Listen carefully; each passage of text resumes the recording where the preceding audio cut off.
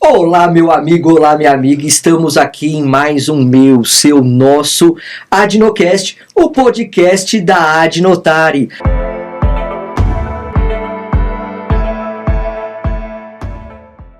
E eu sempre começo com aquele recadinho bacana. Você não é sócio, associada ainda da Adnotare, então vem, entra lá, abre uma outra aba. Se você está no computador, abre uma outra aba. Se você está no celular, espera acabar esse episódio, ou pause e depois retoma, mas entra lá em www.adnotare.org.br. Olha, muita coisa boa para quem é associado.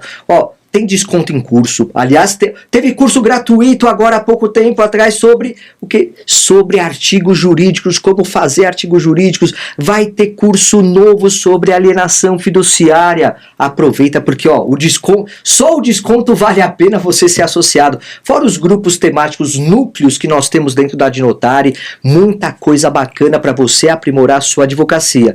E eu te falo que isso vai impactar nos seus honorários, porque a maioria dos nossos associados já declarou que o conhecimento adquirido na Adnotare gera maior repercussão, conhecimento e honorários. Então vem para a Adnotare, você também vem. E olha, siga-nos lá no Instagram, sim, o Instagram da Adnotare, @Adnotare.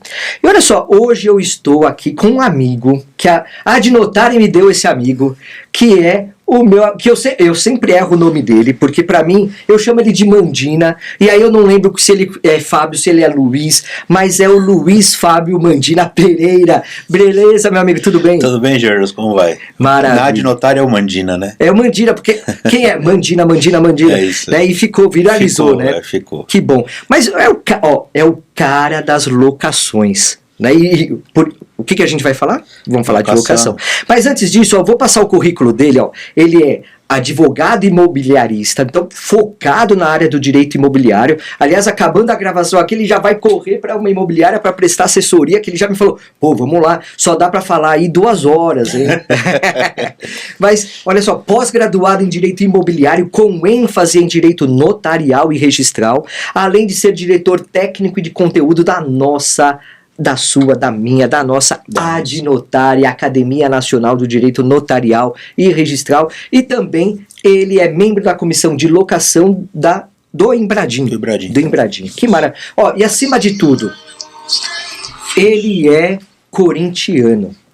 É a melhor coisa que tem. Isso é ser bom. Corintiano. Acho que é o que mais me define hoje. Eu acho que sim, né? Que bom, cara. Cara, é uma felicidade estar aqui com você, de verdade, porque, você já veio aqui. Sim, é uma honra estar aqui com você, agradeço o convite mais uma vez.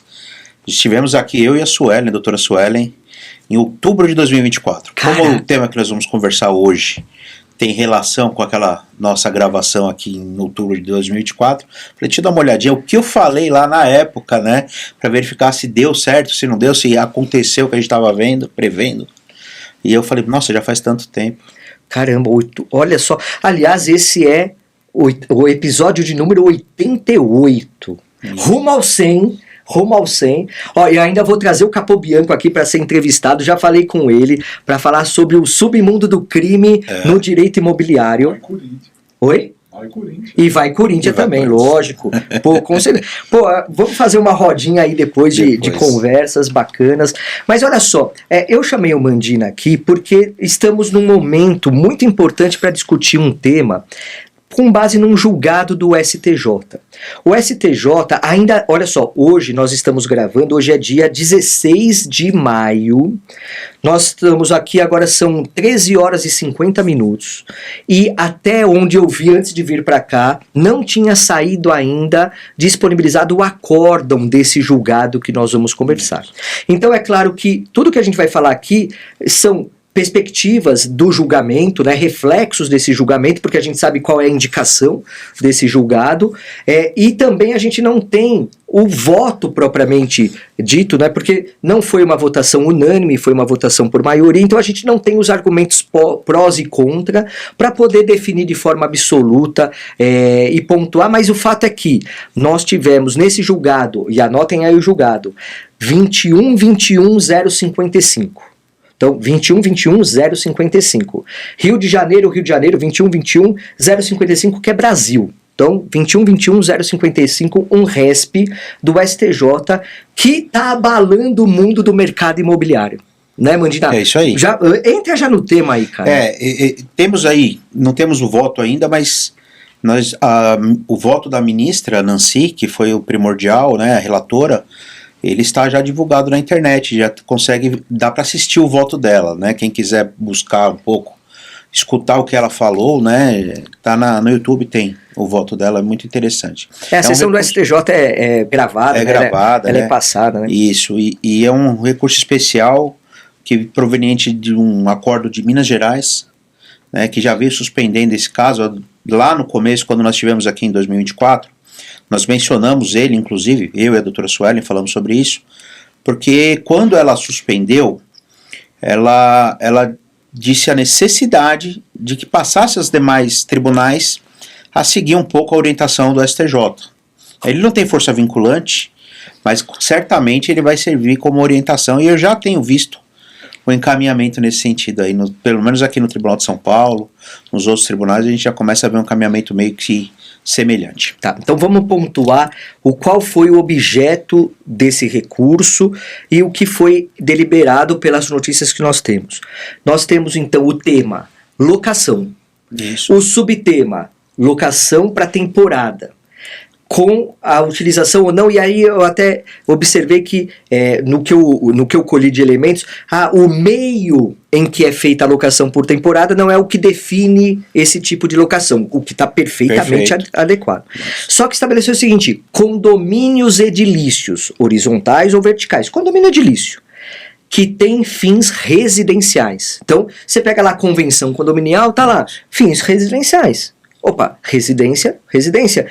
Mas e a temporada? O STJ entendeu, por maioria de votos, que como a alocação para temporada pode gerar uma situação de muitas pessoas indo nesse condomínio, porque a alocação para temporada, e aí a gente vai entrar daqui a pouquinho nisso, mas ela pode gerar uma movimentação de pessoas que pode afetar o próprio destino do condomínio e a segurança dos moradores.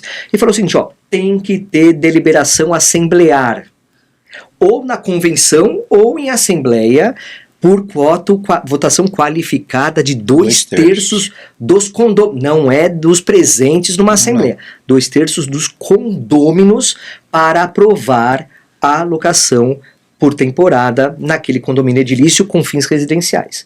O que é complexo porque tudo bem que a gente tem empreendimentos novos, né, ainda os futuros que vão sair, talvez já até estão saindo com essa destinação, só que nós temos condomínios muito antigos que, na maioria das vezes, são omissos. Né? Acho que a maioria dos condomínios são omissos. As convenções são omissas. Né? Agora, Mandina, para entrar no tema, eu acho que vale a pena a gente fazer uma evolução. Primeiro definir o que é uma locação para temporada, os tipos de locação, né? Porque falam curta temporada, curtíssima temporada, e você é o cara. Manda aí. Eu sou advogado da área de locação, né? A locação é uma dos principais atuações que eu faço no dia a dia. Então a minha visão ela vem muito desse lado. E a locação, é preciso entender que a lei de locação, ela tem 3 tipos de locação ali na legislação. A locação não residencial, a locação residencial e a locação por temporada. Né? A alocação por temporada, ela está dentro dessa legislação apenas fixando, nós falamos disso, o prazo. É uma locação que ela é de 1 a 90 dias, ela tem uma natureza de não ter a estabilidade, né? Ela tem uma certa eventualidade, ela não tem habitualidade, e é uma locação que a pessoa utiliza um imóvel, seja por dias ou por meses, até o prazo máximo de 90 dias, para algum determinado fim, seja para veraneio, seja para trabalho, seja para estudo, mas ela tem uma finalidade específica na legislação. O que é muito comum, né, de acontecer, principalmente tem cidades que, e aí é que tá, olha que interessante, tem locais que o próprio imóvel tem esse apelo de realização. Por exemplo, imóvel que está no litoral, né? Então você pega aquele litoral de São Paulo, qualquer que seja a cidade, Praia Grande, Santos, São Vicente, Guarujá, Caraguatatuba, Ubatuba, Ilhabela, qualquer lugar, você tem realmente um apelo muito grande, porque as pessoas vão lá, passar o final de ano, Rio de Janeiro, né? Cidades do interior também, Campos do Jordão, aqui em São Paulo, e outras tantas. Isso, né? Vai gerar uma confusão danada, porque você mencionou o Guarujá. Sim. Uma vez nós estivemos lá no Guarujá, numa palestra na Danimar. Isso, né? A gente estava junto lá. Estávamos lá, né? E eu falei muito sobre legal. isso, eu até citei essa legislação. Lá tem uma legislação que trabalha morada como não residencial. Então olha que loucura. Olha. Quando ele fala em morada pro Guarujá, a legislação trata como NR e não como residencial. NR é não residencial. Não residencial, exatamente. Isso já me gera o quê? Condomínios residenciais não poderiam. E é um lugar turístico. É uma cidade, lógico, ela tem a vida própria dela, mas ela também tem o veraneio. Sim, né? E então, é muito forte. É muito forte. E lá é NR. Tanto que tem uma outra legislação lá agora, de 2025, que está vigendo a partir de 2026. Foi suspenso agora, recentemente, para uma regulamentação que está incidindo já ISS em locação por plataforma. Já vão embutir o ISS, a prefeitura vem para cima nesse sentido. Sim. Então, é uma cidade de veraneio também, que é muito utilizada para veraneio, mas que é uma legislação que trata morada como não residencial. Tá, então, olha só que interessante, você está falando que a Lei 8245, de 91, que é a lei das locações, ela é uma lei geral, só que você tem, dentro de cada município, competência legiferante, né, legislativa, para estabelecer regras próprias dentro da utilização, porque aí tem plano diretor, tem um monte de coisas, né, tal. Então, quer dizer, cada cidade também tem que ser observado isso. Então, talvez já estivesse proibido antes mesmo de um posicionamento do STJ. Exatamente, né? isso. Então, mas olha só, então vamos lá. É exatamente o plano diretor. Eu falei legislação, mas é o próprio plano diretor do Guarujá, que é de 2016, salvo engano. Então, aí olha só, então você tem a locação não residencial, que não é o mote aqui do dia de hoje, a gente pode até voltar um dia, porque tem tanta coisa para falar de locação não residencial, né? Locação residencial, que é chamam de long stay, né? Que é a tradicional, não sei, como que você chama? Tradicional, mas tem nome chique, long stay. Long stay ou short stay agora, né? Agora dividimos isso. Isso, long stay é porque é acima de 90 dias. E o short stay, ou curta temporada, ou para temporada, que é até 90 dias. Bom, mas dentro desses 90 dias, também acabam definindo uma outra classificação, não tem? Como que funciona isso? Dentro dos 90 dias da divisão? Ou não? Não, o mercado está utilizando hoje como curtíssima temporada ou curta temporada. Isso. E o que define curtíssima temporada? Porque assim, são sinceramente, eu entendo que para objeto da Lei 8245... É irrelevante. É irrelevante porque lá fala de 1 a 90 dias. Sim. Né? Se é 1, se é 2, se é 5, se é uma semana, para fins de locação... não muda. Então, olha só, isso começou a surgir por causa exatamente da locação por aplicativo. Porque assim, se a gente for ver, a locação para temporada sempre existiu. Fato. Sempre. Claro, regulamentada em 91 tal, mas claro que a tecnologia deu uma vazão enorme para esse tipo de locação. Porque antes o que era? Um boca a boca. Antes as imobiliárias, né, que ficavam anunciando, o porteiro, né, o zelador, né, ficavam lá intermediando esse tipo de relação. Hoje você, da sua casa, teu imóvel tá lá no interior, no litoral ou qualquer outro lugar, você fala, vou pôr para locação no Airbnb, que a gente fala Airbnb como gênero, né? É o maior, né? Tal. E aí coloca lá na Airbnb, porque a rota é automático, tudo. Coloca até uma fechadura digital lá, aquilo facilita muito. Não tem nem pessoalidade praticamente. Esse é o principal aspecto dela, né? Ela não tem a pessoalidade. Agora nós temos uma questão muito interessante. A diferenciação da locação por plataforma e sem ser pela plataforma é que quando a locação por temporada tradicional que nós tínhamos, e ainda temos, né? O imóvel ele não fica disponibilizado 100% do tempo. Né, porque essa lei de locação ela é de 91, né, o mercado era 1. Então, com a tecnologia que você mencionou, o locador ele passa a ter a possibilidade de disponibilizar o imóvel 365 dias por ano. Quer dizer, ele já compra para isso. Muitos já compram para isso. Então você já tem essa disponibilização com essa rotatividade, talvez é o que diferencia a locação por aplicativo da locação por temporada normal. Porque na temporada normal o cara deixa para o final de semana, loca por 15 dias para as férias.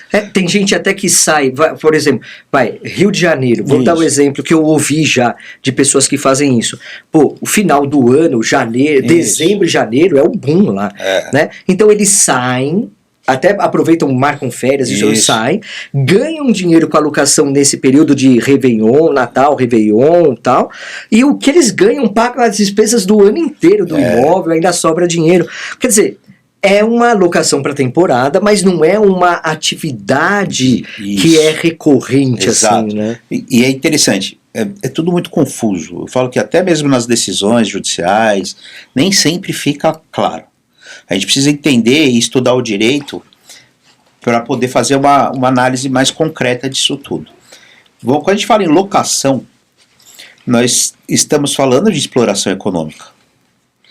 Toda locação é exploração econômica. Sim. Né? Tratar aquilo como profissionalismo já é outro sentido. Então, o que o recurso, a ministra Nancy menciona também, e a gente pode falar disso um pouco mais para frente, é da habitualidade e da exploração como se fosse um negócio efetivo. Então, isso já me remete caso a caso. Sim. Não dá para generalizar. Quando você vai tratar uma alocação, você vai ter que entender se aquele caso, se aquela família disponibiliza imóvel dessa forma, não, e não é a plataforma que vai destinar se é uma alocação atípica, um contrato atípico ou não. Sim. Por estar sendo feito por plataforma, não é um contrato normal. Né? Ele é um contrato que é considerado até assinado eletronicamente como válido, normal. A tipicidade dele está no sentido de não enquadramento do que entendem como normal, que é aquela locação que não tem atividade econômica envolvida nisso. Tá, então, até esse conceito que você trouxe é interessante. Quando você fala que é uma atividade, que é uma locação típica, é porque é aquela que está prevista na Lei 8245 para a temporada, que o objetivo dela nunca foi exploração econômica para fins... eu digo de ser um fornecedor, porque olha só, aqui a gente entra num palco interessante, porque, aí eu puxo pro meu lado de direito consumidor um pouquinho, porque quando você vai falar daqui a pouquinho de habitualidade, você fala assim, então o cara virou um fornecedor, e aí quem aluga é um consumidor, então você sai de uma posição de locador e locatário para uma relação de consumo. Então você deixa de ter... então quando você fala dessa atipicidade, é porque ela estaria fora da lei de locações, pelo intuito do legislador lá de 91, para falar o seguinte, olha, essa exploração recorrente, demasiada, que ele tem um imóvel só para isso, é uma atividade econômica e deve ser diferenciada porque não seria residencial mais. E aí ele se tornaria um fornecedor para fins de aplicação até do Código de Defesa do Consumidor. Aí eu já acho que eu já não iria tanto longe assim. Eu acho que é bem tênue, muito tênue, né? Eu entendo que ali a relação é civil ainda. Tá. A não ser que seja uma pessoa jurídica e que oferte serviço junto. Porque também... que você até deu uma aula, né, maravilhosa, que você falou de locação por assinatura. Sim, moradia por assinatura. Moradia por assinatura, que é locação, mas com o serviço sendo prioritário do que o objeto imóvel. Exato. Nesse caso aqui, não é o serviço prioridade, né? É o imóvel em si, a localização dele, mas para caracterizar a CDC aqui, eu acho que teria que ter o serviço junto, alguma coisa nesse sentido, um pacote, né? Mas no caso... A gente está tratando da locação, eu ainda trato isso como uma locação. Nós tínhamos uma briga no judiciário que era, locação atípica ou é hospedagem atípica? E a ministra agora no voto dela, ela fala em contrato atípico, mas ela não entra na hospedagem. Porque não tem o serviço.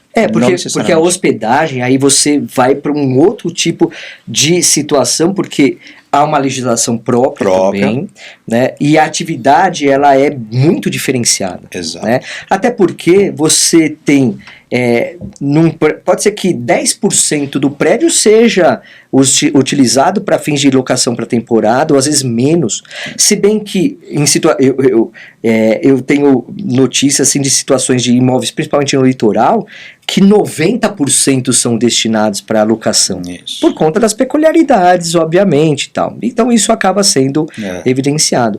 Mas aqui, meu amigo, me fala uma coisa. Então, a gente pode falar que a locação por meio de plataforma eletrônica, a gente usa o termo Airbnb, está proibida nos condomínios residenciais? Não, não está. Ainda essa decisão ela não tem efeito vinculante, como eu falei, ela não tem força legislativa, eu entendo que ela não está, mas ela já deu um parâmetro para todos os síndicos, para todos os condomínios que possuem natureza residencial, né, tentar trazer isso porque pela decisão não precisaria nem alterar a convenção, basta dizer que é residencial, você poderia vedar esse tipo de locação, mas não é por plataforma. Tá? O que ela fala, temos que deixar isso aqui bem claro, que é a estadia contínua, né, e tem esse exercício profissional e habitual daquele imóvel para esse tipo de locação. Essa rotatividade é que vai gerar a proibição, entre aspas, que é o que o recurso especial, o acórdão, está pegando. Tá? Mas não que tenha força vinculante, de maneira alguma. Mas já é um bom indicativo do pensamento do STJ. Né? O Tribunal de Justiça de São Paulo, a gente fala que nós estamos em São Paulo aqui, o Tribunal de Justiça em São Paulo, que é onde eu milito mais, ele tem dado falando em jurimetria, né, se a gente for pesquisar um pouquinho, a maioria das decisões aqui já são no mesmo sentido. Aliás, é importante, você que está nos vendo agora, deixa aí nos comentários se você não é de São Paulo, do estado de São Paulo, se no tribunal correspondente ao teu estado também tem essa vertente, se já estão acompanhando essa indicação do STJ com relação à necessidade desses 2/3 de aprovação. E olha só que interessante, Mandina, não é aquilo que... porque a gente sempre tem uma noção no direito, lá do primeiro ano, o que não está proibido está permitido. Principalmente que é do direito civil. Não é? Porque é uma máxima. É a liberdade que nós temos de, olha, se a legislação, e isso daí é um modelo, né, que nós vivemos, se está proibido, é um dever ser que eu tenho que obedecer. Se não está proibido, significa que está permitido. E aí a gente pega convenções condominiais que estão lá, destinação residencial. Isso. Ponto. Por isso que gera toda essa confusão. E aí gera essa confusão toda. Então, e muitas críticas que vêm a esse julgado, ainda que não tenha saído o acórdão, são nesse sentido, o direito da propriedade está sendo maculado, mas não está proibido na convenção, então automaticamente está permitido, né? Agora, a gente tem que entender que o condomínio edilício, ele é uma microsociedade e até as normas dessa microsociedade se sobrepõem ao Código Civil. Exato. Né? Então, quando você se... E aí vamos colocar numa situação dos dois lados. Né? Eu compro o imóvel, como eu tenho um imóvel num condomínio edilício no interior, que eu moro lá em Atibaia, e que é um condomínio edilício residencial horizontal. Perfeito. Eu comprei lá para morar. Perfeito. Tem gente que tem casa lá, mas não mora, mas só eles frequentam. Eventualmente empresta a casa para um primo, para um parente, alguma coisa assim, mas comodato e eventual. Tal. Agora, tem gente lá, e essa notícia, as notícias se espalham que nem rastro de pólvora, né? No dia seguinte à decisão do STJ, um condômino colocou lá no grupo dos condôminos, colocou assim, fez uma notificação extrajudicial pelo WhatsApp, depois eu te mostro aqui, falando o seguinte, por meio dessa tal, requeiro que seja proibida a locação, não sei o que, já para essa situação. Porque tem imóvel lá dentro do condomínio que a destinação é recorrente e sabidamente para locação. E é onde dá problema no condomínio em si. Sim, o condomínio, como todos sabem, ele tem a força legislativa interna, né, desde que esteja dentro da lei, né, ela, querendo ou não, ela limita um pouco o direito de propriedade. Sim, natural. Né, da forma de uso e tudo mais. Isso é normal e está dentro da legislação. Então, o condomínio tem todo o direito de regrar a convivência ali dentro. O que pode e o que não pode lá dentro. Direito de propriedade, eu sempre fui favorável desta tese. O que não é proibido é permitido. Se não há proibição na convenção, deveria ser permitido. Só que a decisão do STJ, projetos de lei que estão surgindo aí, de reforma do Código Civil. Que vai no mesmo sentido, né? Vai no mesmo sentido de que você precisa permitir e não vedar. Ele inverte toda a lógica do que a gente está acostumado. Né? Tem projeto de lei que vai alterar a lei de locação, também no mesmo sentido. Então nós estamos mudando aquilo que a gente sempre esteve acostumado. O que não é proibido é permitido na área civil, nós estamos no momento com uma tendência de alteração disso. Uma relativização. Relativização, né? Disso. Então o que se está afirmando aqui é, para permitir tem que estar escrito, tem que estar decidido. Então agora a partir de, eu entendo, e sempre fui defensor dessa tese, desde quando começou essa discussão, que o ideal, né, se você quer dividir, se o problema é a segurança, o sossego, né, que é os 3 S's lá, né, a salubridade, se essa é a preocupação e é o que vai gerar a vedação da utilização desse tipo de locação, os condomínios deveriam decidir qual é o tempo mínimo de locação por temporada permitido. Por exemplo, uma semana. Porque a ministra Nancy fala que não importa o meio da locação, não é a plataforma. Sim. E nisso ela está correta. Está correta. Corretíssima, né? Como nós já falamos, mas o que você precisa definir talvez seja, a partir de um mês, ou a partir de 15 dias, ok. A partir de semana, final de semana, não. Então, mas aí olha só, vamos pensar o seguinte. Curtíssima temporada e o que não é aceito como residencial. Sim. Mas aí é interna corporis, né? Corporis. Ou seja, cada condomínio vai deliberar em assembleia agora, ou na nova convenção, nos novos condomínios. Claro que já tem condomínio que nasce com essa vertente. Hoje nós temos, principalmente nos grandes centros urbanos, condomínios que já nascem com essa busca de ser para locação, tanto que muitas vezes ele está até separado, né, até fisicamente com entradas separadas, né, você tem lá 2 torres, uma é residencial e a outra não, e não estou falando de imóvel comercial, mas é sim para locação. Até falam que é não residencial, né, é não residencial mesmo, né. As incorporadoras já foram para esse lado. Já foram para esse lado porque elas já anteciparam o movimento, porque assim, tem muito investidor que vai atrás de imóvel para locação, porque vale a pena, e justamente por isso eu te pergunto, qual que vai ser o impacto dessa decisão no mercado imobiliário? Gigantesco, vai ser muito grande.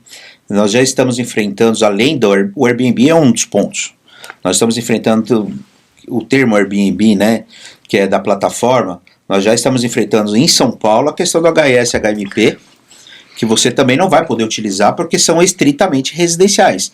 A natureza desses empreendimentos já são residenciais. Aliás, você estava me contando em off aqui que você está tendo um grande volume de pessoas que investiram em imóvel na compra, lá na planta ainda, e assim, não tiveram a informação adequada por parte de quem vende, que era HIS, HMP e tal, e compraram para investir para renda, né? E não estão podendo. Então, tem caminho também para isso, né? Tem, lógico. Embora eu acho assim, essa questão do HS e HMP é relação com prefeitura. Tá, com o poder público. A plataforma está no meio das duas. Imagina o mercado disso. O quanto isso vai impactar no uso da plataforma. Sim. Porque ela está no meio desses 2 problemas aqui na cidade de São Paulo, por exemplo, que é um grande polo. Ela tem problemas com muita gente aqui que vai ter que parar de utilizá-la. E temos outro lado os condomínios residenciais que também vão parar de utilizá-la. E olha só que interessante, aqui em São Paulo, só para vocês terem essa contextualização, como bem falou Mandina, não sei se por meio de um compromisso de ajustamento de conduta, um termo de ajustamento de conduta, o Airbnb, as plataformas de intermediação já estão barrando locações de imóveis HIS, HMP, certo? Já tirando da plataforma. Já tirando da plataforma, ou seja, porque a identificação disso está na matrícula. Está na matrícula. Né? Então, eles têm como o controle fica fácil. Mas eu vou trazer uma outra coisa aqui que é mais fácil ainda para eles ponderarem. Imagina você, Mandina, claro que economicamente é cruel isso, do ponto de vista mercado imobiliário. Imagina você que, se você for pôr o seu imóvel na plataforma, qualquer que seja, Airbnb, você está lá cadastrando o teu imóvel, E eu já fiz um cadastro desse lá, tamanho, quartos, isso, tal, foto daqui, foto de lá, tudo tal, garagem não tem e tal. E aí você tem um ícone lá falando assim, suba a convenção condominial Exato. ou assembleia que autorize a locação por temporada. Mas é o caminho, né? Isso daí vai tirar do mercado milhares de imóveis. Vai. Literalmente Vai ter um impacto muito grande. de um dia para o outro. Vai ter um impacto muito grande. O que eu entendo é que tudo se ajusta, Claro. né? A tendência é, né? A tendência é de que os condomínios passem a fazer uma alteração ou fazer uma assembleia para definir isso. O profissional que trabalha com direito condominial vai ter esse campo de trabalho, porque vai precisar estar definido, deixar muito bem claro as regras e a forma de convivência, o que dá para disponibilizar lá dentro ou não. E olha só que interessante, quando você pensa, o Brasil é o mundo das irregularidades. Sim. No mercado imobiliário, então, muita coisa, né? E eu vou puxar para um lado muito interessante, porque pensa o seguinte, essa situação de ignorância, que é desconhecimento, né? Indo pelo lado do desconhecimento, né? Ou até mesmo por falar assim, pô, a gente sempre fez aqui assim, sempre funcionou. Costume, né? Usos e costumes, tal. Será que a gente não vai ter também um momento de muita tolerância por parte de alguns condomínios edilícios com relação a, pô, sempre foi assim, pô, vamos deixar assim, sem formalizar, a diferença que eu tô querendo dizer é assim, sem formalizar em assembleia essa situação, deixando como está, se estão fazendo, deixa fazer, mas também isso impacta a responsabilidade do síndico. Total. Eu queria que você comentasse sobre isso. Eu acho assim, condomínio não dá para deixar na informalidade, né? Já temos muitas causas, assim, o condomínio ele tem lá as rainhas das discórdias, né? Os reis das discórdias. Sim. Então eu acho que deixar na informalidade é um perigo gigantesco. Tem morador, eu já recebi gente reclamando do síndico porque o síndico está permitindo, entendeu? Dizendo que é culpa do síndico. Então é necessário. Já vai pedir a cabeça dele. Já vai, não tenha dúvida. E não vai ter paz. Eu acho que agora é o momento. Vai falar, tem que ser agora, pode ser depois? Não. Eu acho que essa tendência de condomínio, o que está deixando claro aqui é que o condomínio vai poder definir. Então, se o condomínio vai poder definir, vamos ajustar, vamos colocar, seja em assembleia, seja na convenção, vamos formalizar isso e deixar tudo já meio certinho com a vida daquele condomínio. Temos um problema do investidor. O investidor ele quer segurança jurídica. Sim. Né? E no Brasil a gente sabe como é que é. Essa segurança não é tão... Até o passado é incerto, né? Até o passado é incerto, exatamente. E aí, justamente, você falou do investidor, e aí eu vou pegar um gancho pro meu... Vou puxar a sardinha pra minha brasa, porque, você sabe, eu sou leiloeiro público, e eu faço leilões de imóveis no estado de São Paulo inteiro, e até fora, quando o leilão é originário de São Paulo. E é claro que tem muita gente que busca investir em arrematações de imóveis. E eu identifiquei ao longo do tempo que existem 3 perfis de investidores em leilões. Aquele que quer arrematar para fazer o que a gente chama de house flipping, ele arremata, reforma e vende. Então ele quer pagar o menos possível, gastar o menos possível e vender o mais rápido possível.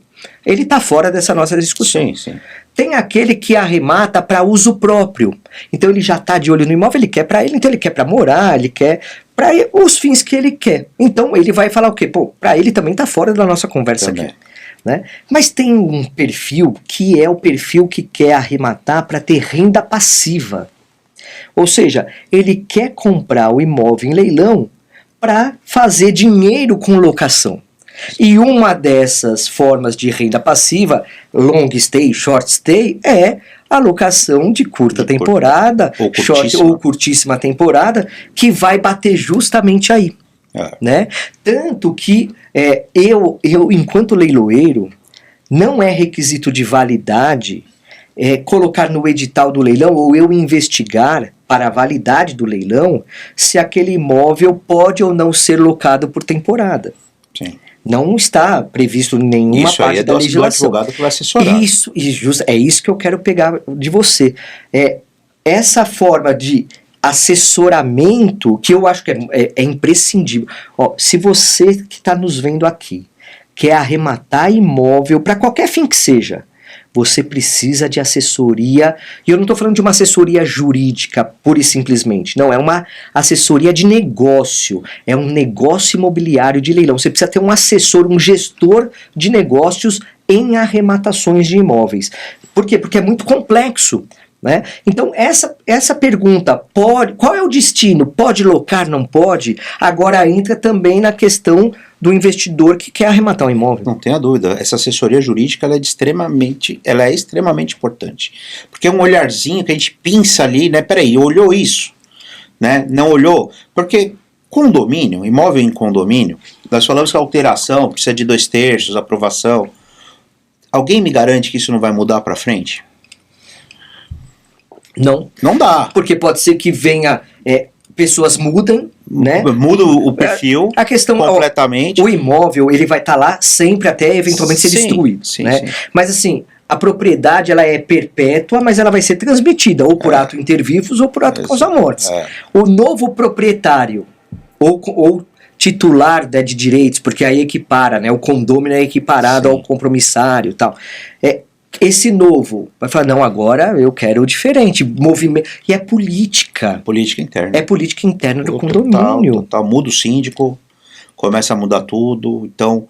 Mas o imóvel em condomínio tem isso. É da natureza dele, não tem sempre como fugir, foi assim. Sempre foi assim. Eu acho que agora está destacado porque, ainda que pontualmente devem ter sempre tido ações dessa natureza, mas é o que você falou no início, a massificação desse tipo de locação pela tecnologia e a facilidade que essas intermediadoras, Airbnb e outras, trazem, é que fez com que isso se potencializasse ao extremo, né? Eu queria só puxar um negocinho aqui. Puxa, mano. Quando a gente falou a ministra Nancy, ela usa o termo contrato atípico de estadia. Então ela matou aquela tese da hospedagem atípica ou locação atípica. Ela traz para contrato atípico de estadia. E para trazer a atipicidade desse contrato, ela usa, que é importante para a gente não deixar passar. Claro. Né? Ela usa, como nós falamos aqui, a questão econômica, a exploração, como se fosse profissional daquele imóvel como um negócio, né? E também essa alta rotatividade de pessoas que tira totalmente a pessoalidade de quem está utilizando aquilo. Dito isso, eu queria trazer um ponto importante. Locação imobiliária, ela se define se ela é residencial, não residencial ou por temporada, não é pela forma como eu a exponho, ou como eu tiro o proveito econômico disso, é como a forma como ela é utilizada. Então, se a pessoa... E o critério é temporal, a princípio, né? Exatamente. Se é alocada para o fins... Eu posso ter uma locação em nome de pessoa física, mas com exploração comercial.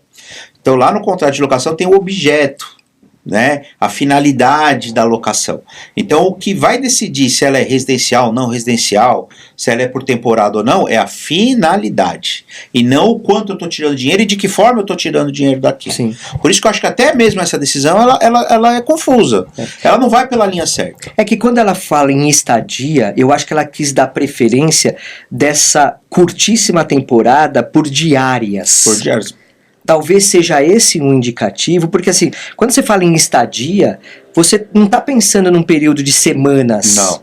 Você está pensando em período diário. Então assim, você vai alocar para 3 dias, 2 dias, o final de semana, 5 dias, talvez 7 dias no máximo. E eu acho que a tua indicação de interna corporis, de falar assim, olha, locação para temporada, vamos permitir a partir de quanto? 1 mês? Perfeito. Eu acho que aí você sai dessa estadia, né? Não vira uma curtíssima temporada, é uma curta temporada, mas você se amolda também à realidade dentro do condomínio, dentro do que é esperado pelos condôminos. Porque no frigir dos ovos, quem manda são os condôminos, né? Então assim, eu acho que é muito difícil na prática, tirando a dificuldade natural de conseguir 2/3, Sim. Né? Tudo bem que agora a gente tem a possibilidade de audiência, de assembleia virtual, assembleia aberta. Assembleia aberta, tal, para angariar isso, que eu acho que vai ser a saída. Eu acho que quem advoga para condomínio, principalmente, né, vai ter já deve estar se movimentando, e você com certeza está orientando, sim, obviamente, nesse sentido, para... aliás, quando essa pessoa, quando saiu a notícia, eu mandei para o síndico em particular, falei, você viu essa notícia? Eu acho bom você pensar numa assembleia para a gente definir isso. Uma assembleia extraordinária. Convocar uma assembleia. No dia seguinte veio a notificação extrajudicial via WhatsApp do condômino. No dia seguinte. Aí eu falei, caraca. Aí eu mandei de novo para o síndico em particular. Falei, olha lá, já tá reverberando aí, né? Sim. Então, ele não me respondeu e não respondeu no grupo. Não, mas vai precisar fazer. Mas vai precisar pontuar, porque, assim, se tem um incomodado, ele vai precisar de pelo menos mais 1/3 mais um para barrar a locação. Sim. Né? E aí, dependendo do volume que tem, a gente pensa num condomínio de 90 apartamentos ou 90 casas, você está falando de 30 mais um para não ter locação para temporada. Né? Então, o quórum para não ter é muito mais fácil de obter do que para autorizar. Né? Mas a regra hoje vai ser a de que precisa, para ter é que precisa desse quórum. Então, por isso que justamente muito difícil alcançar esses 2/3 na prática, né? Para essa locação. Exato. Né?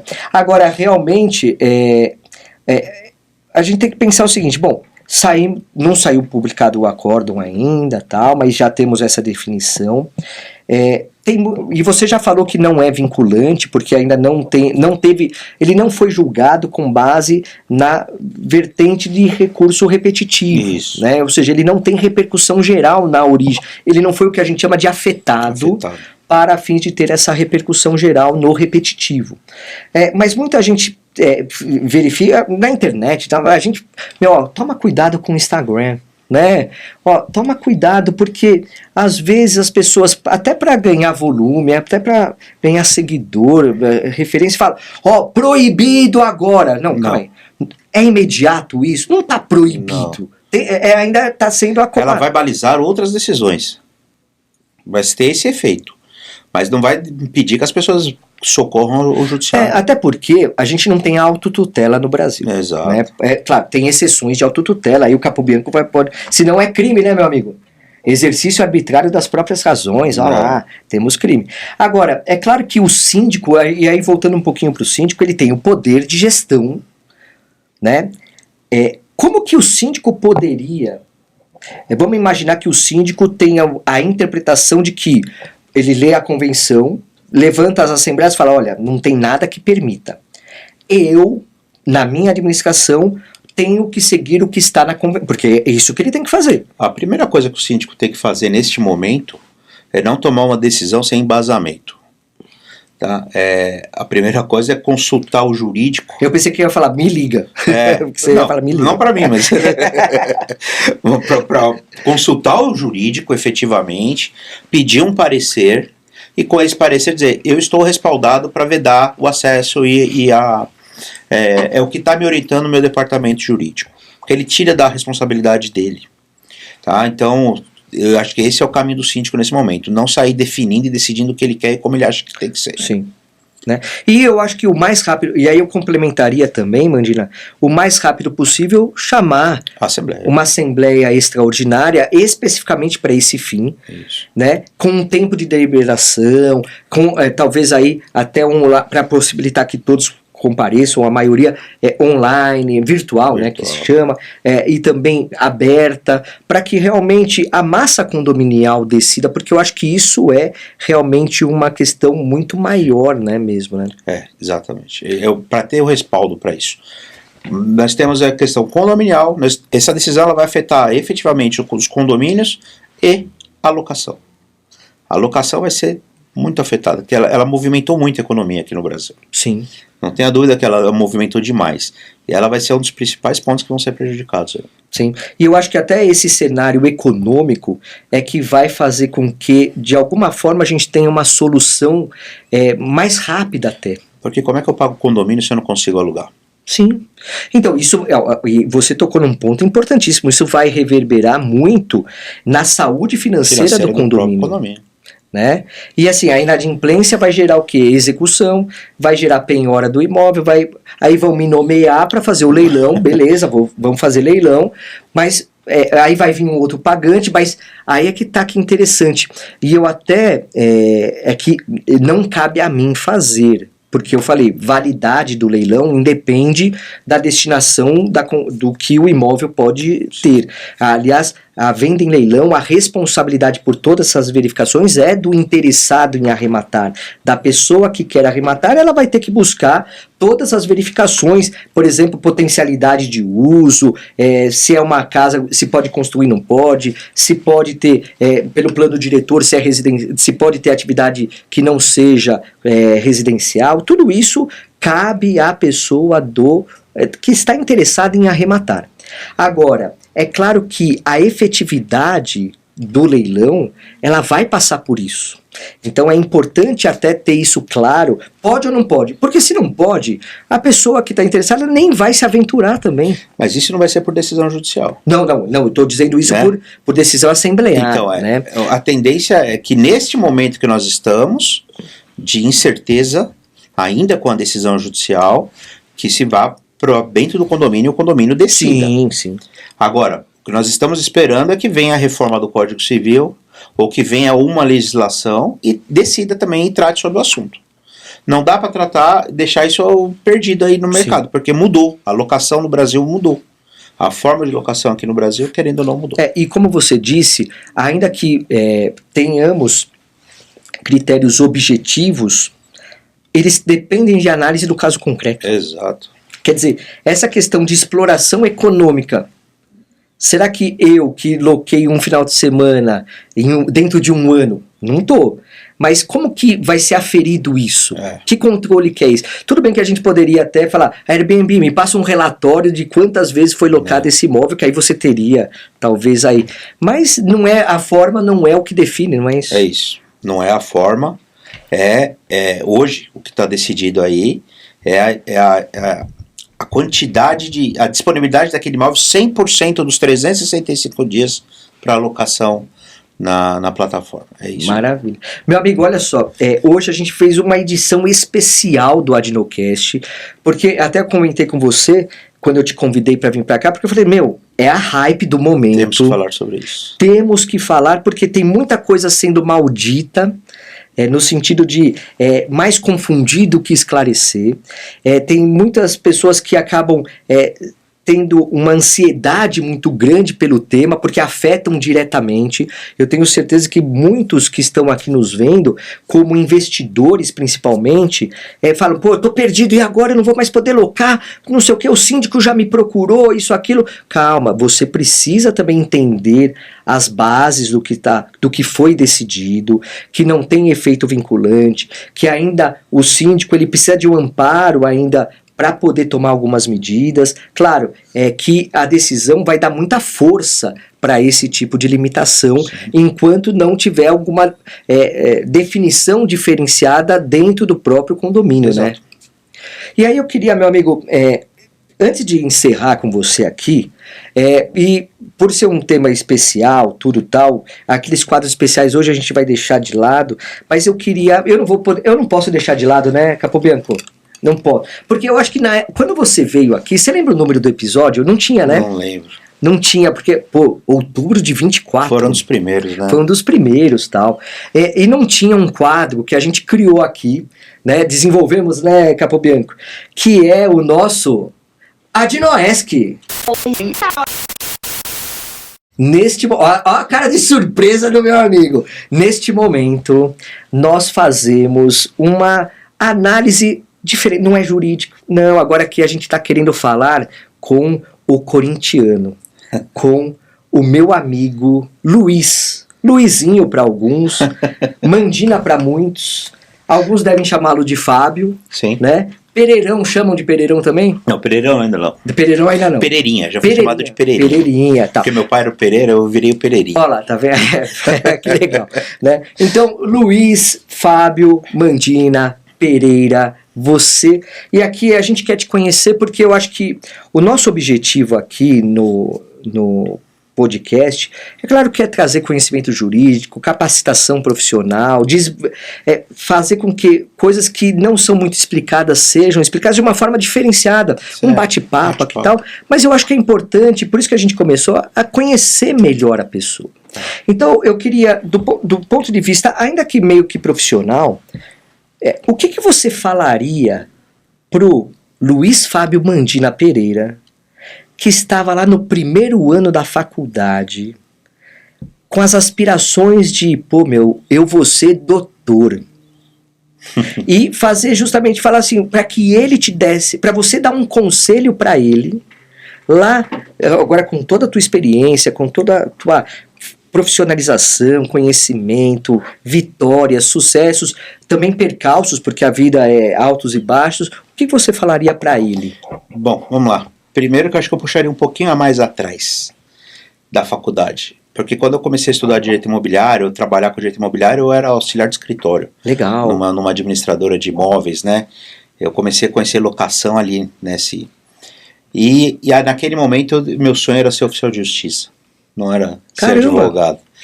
Meu pai era concursado, e eu achei que eu poderia prestar um concurso para poder ter uma segurança jurídica no futuro. Meu pai falava, não, vai ser, presta um concurso e depois você advoga, depois você mata a sua vontade de advogar. E eu não, naquele momento eu até queria, mas eu acabei seguindo para advocacia, estudando direito para seguir pela advocacia. A advocacia é uma atividade que me encantou durante todo esse tempo, é o sustento da minha família. Eu acho que se eu fosse dar um conselho, não seria um conselho, porque eu sempre tive na minha cabeça que eu teria que estudar a vida toda. E uma das lições que alguém me passou, foi até, não sei se foi meu pai, alguém falou, a advocacia, você vai trabalhar para o resto da sua vida. Eu continuaria mantendo isso, porque a advocacia ela te faz trabalhar para o resto da vida, é uma profissão deliciosa.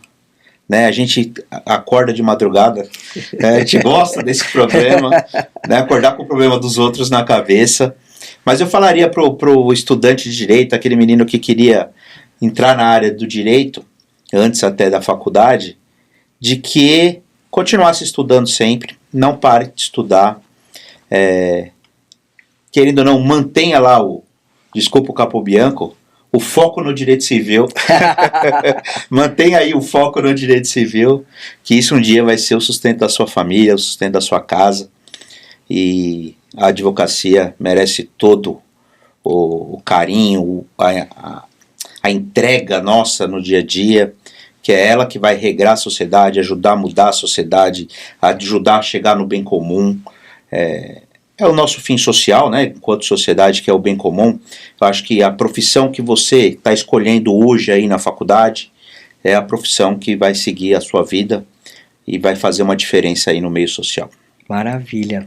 E eu tenho uma pergunta que é aquela pergunta especial, Capobianco, que eu não posso deixar de fazer, porque você vai voltar aqui com certeza, mas com certeza vai voltar e a gente vai fazer outras perguntas e tal, mas eu quero fazer uma pergunta para você que é transcendente. Qualquer pessoa no mundo, viva, falecida já, não importa, qualquer pessoa no mundo, se você tivesse o poder de sentar frente a frente com ela para tomar um cafezinho, e pudesse conversar com ela, eu queria saber o que você falaria para ela, quem é essa pessoa, o que você falaria para ela e o que você esperaria que ela te respondesse. Mudei um pouquinho aqui em Capobianco. Nossa. Mudei. Quem me conhece a fundo sabe que seria meu pai. Meu pai faleceu, eu tinha 30 e poucos anos, e era uma pessoa que ficou orgulhoso ao me ver pegar o OAB, ainda que ele tenha me orientado a seguir pelo concurso público, ficou muito orgulhoso de me ver como advogado, E só que ele não usufruiu, não viu tanto eu na atuação, me viu no começo de carreira, mas onde eu tô, querendo ou não cheguei em lugar nenhum ainda. Mas, poxa, jamais imaginaria que estaria aqui hoje gravando um Adnocast. Jamais imaginaria que estaria dando palestra por aí, Aulas. né? Aulas sobre direito. Eu acho que eu sentaria com meu pai para falar, ó, tô dando aula, né? Tô dando palestra. Acho que seria esse o caminho da minha conversa com ele, e eu acho que ele ficaria muito feliz.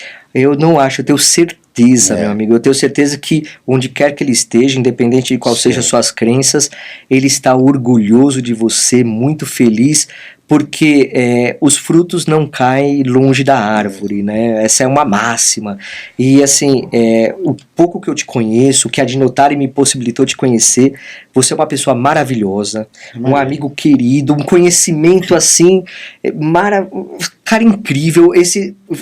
As tuas duas respostas se unem porque você nunca parou de estudar, nunca vai parar, e você tem uma responsabilidade, tem um conhecimento, você tem uma preocupação, e você tem também uma gentileza em falar, um cuidado, você tem uma forma muito humilde também de tratar não só as pessoas, mas o conhecimento que você propaga. E eu estou acompanhando você mais de perto nas palestras, nas aulas, dentro da Dinotari, e eu tenho certeza que esse caminho, esse início de outro tipo de profissão dentro do direito vai ser um sucesso assim, estrondoso. A Dinotari uma academia que me propiciou, e até um pouco antes dela, a conhecer muita gente boa, né? Nós temos no nosso meio pessoas que são exemplo, e eu com 50 anos, mas não estou longe de ter aprendido tudo nessa vida, nem de como ser como pessoa, como homem, né? Meu pai me ensinou muita coisa, lógico que ensinou,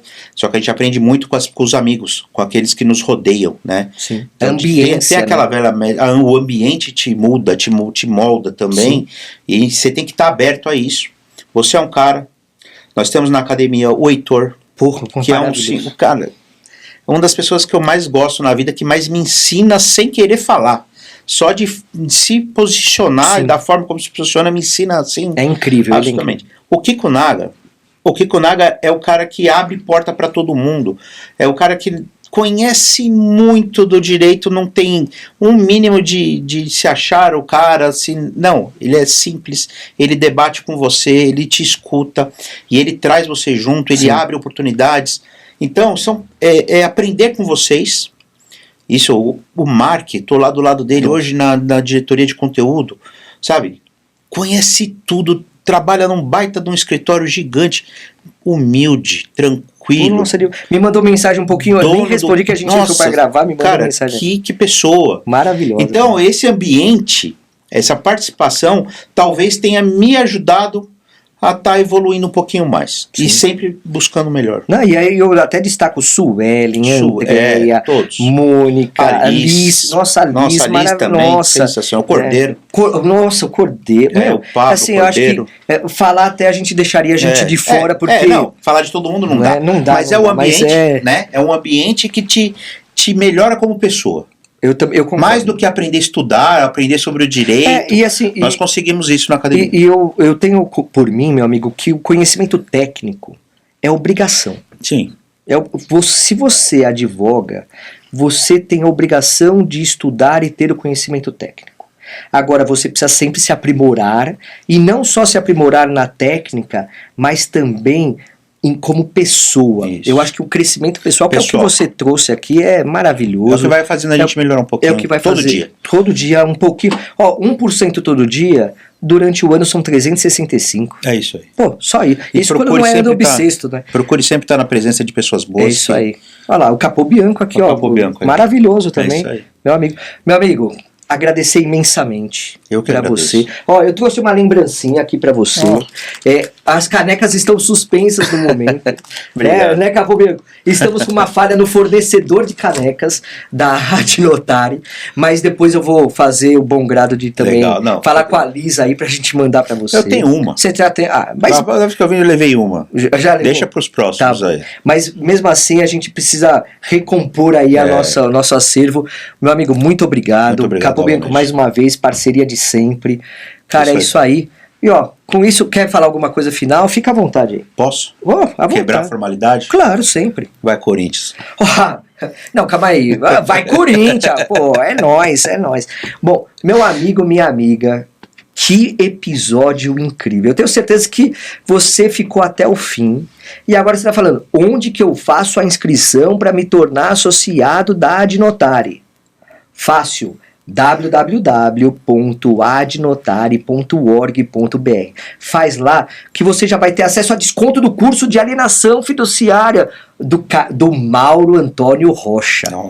Acho que ninguém sabe que esse curso vai ser lançado, hein? Né? Tá em off ainda, mas eu já tô falando porque aqui a gente fala... Já vem outros cursos aí. Com certeza, já vem muito mais. Então, se associe. Núcleos temáticos, só o grupo de WhatsApp de todos que a gente discute e traz, é resposta que você já vai estar com a tua solução pronta para o cliente. Vale muito a pena, conhecimento, ambiência, pessoas incríveis e ainda mais honorários para você, advogada, para você, advogado. Então, www.adnotare.org.br. Além disso, siga-nos lá no Instagram da Adnotare, @Adnotare, toda terça-feira. Eu acho que ainda tá de terça, o Papo Acadêmico, com o nosso presida, aliás, o 8h30 da manhã. O idealizador da Adnotare, Marcos Vinícius Kikunaga, 8h30 da manhã, toda terça-feira no Papo Acadêmico. Então, meu amigo, minha amiga, aqui você só tem benefício. Posso te falar, todos os associados podem vir aqui também para serem entrevistados, porque é competência, é história de vida, é conhecimento. Então quer dar curso, quer escrever artigo, a gente publica artigo. É uma academia.